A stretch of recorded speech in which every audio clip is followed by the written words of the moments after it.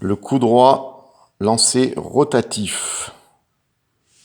C'est-à-dire qu'on a une rotation avec le bras, le fameux midi 10h. Midi 10h, midi 10h, qui permet de bloquer la soie à l'avant et à l'arrière pour charger la canne. Il s'agit du geste de base. Sur une rivière avec des berges hautes, comme ici, un blocage très tôt permet à la soie de monter quasi verticalement, ce qui évite les accrochages à l'arrière.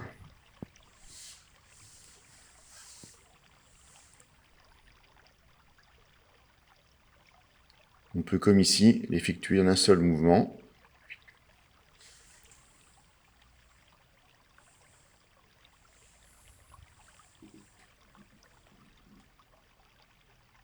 Ou par le biais de divers faux lancers, toujours en blocage très tôt, pour éviter les accrochages à l'arrière, et aussi utiliser toute la flexion de la canne.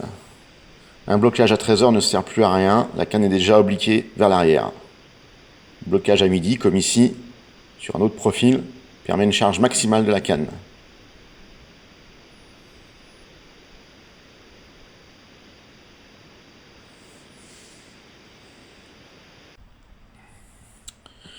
En grande rivière, lorsque les pêches de bordure ne sont pas possibles en rentrant de long de chenal, notamment lorsque les débits sont élevés, la prospection se fait alors de la berge.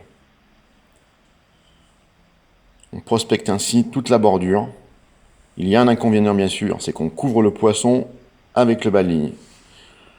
L'approche est donc méticuleuse, on prospecte mètre par mètre. Pas de dérive longue ici, on récupère 1 à 2 mètres de soie grand maximum, on avance de 2 pas et on réitère le même geste, toujours sur la même cadence de bras. Le reste du chenal se pêchera de manière transversale ou oblique, en lancer courbe de préférence ou décalé.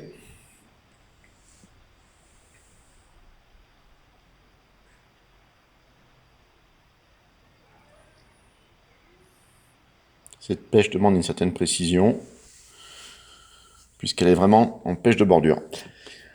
Enfin, une vision de dos qui permet quand même d'évoquer un point particulier, celui du mouvement de la canne dans un plan horizontal. Il faut effectuer une légère courbe pour éviter les emmêlés. Ici, on a fait un arraché à droite et un shoot sur la gauche. Droite, gauche, droite, gauche. On forme ainsi une boucle sur un plan horizontal qui évite à la soie et aux belles lignes de s'emmêler.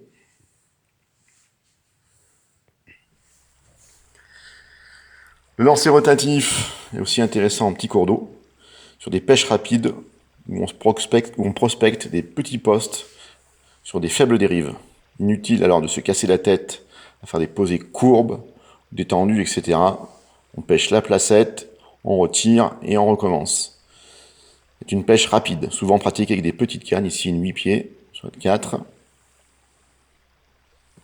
On avance pas à pas et on prospecte les postes au fil de l'eau. En fin de vidéo, 2 façons d'arracher la soie. L'une en zigzag, l'une en rotation.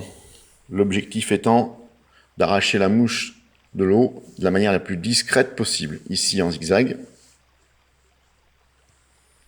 puis ensuite en enroulement, comme ceci. On revoit ça vite fait en ralenti.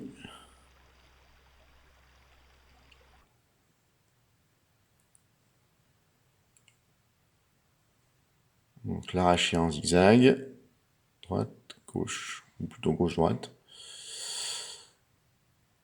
Poser. Le blocage est fait très tôt ici, quasiment à 11h.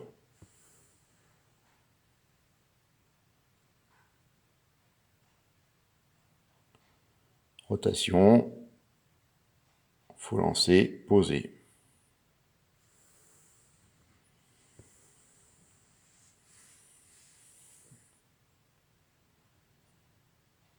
Allez, une dernière fois pour le fun. Zigzag. Gauche, droite.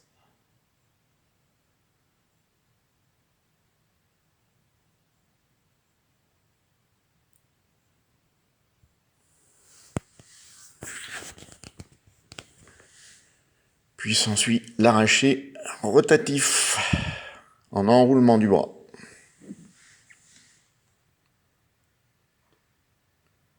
Plus la longueur de soie est importante, plus la rotation a de l'amplitude.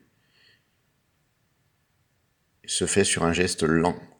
Ici, peu de distance, donc un enroulement assez vif, bien fermé, qui enlève la mouche sans faire de bruit d'aspiration. Et voilà.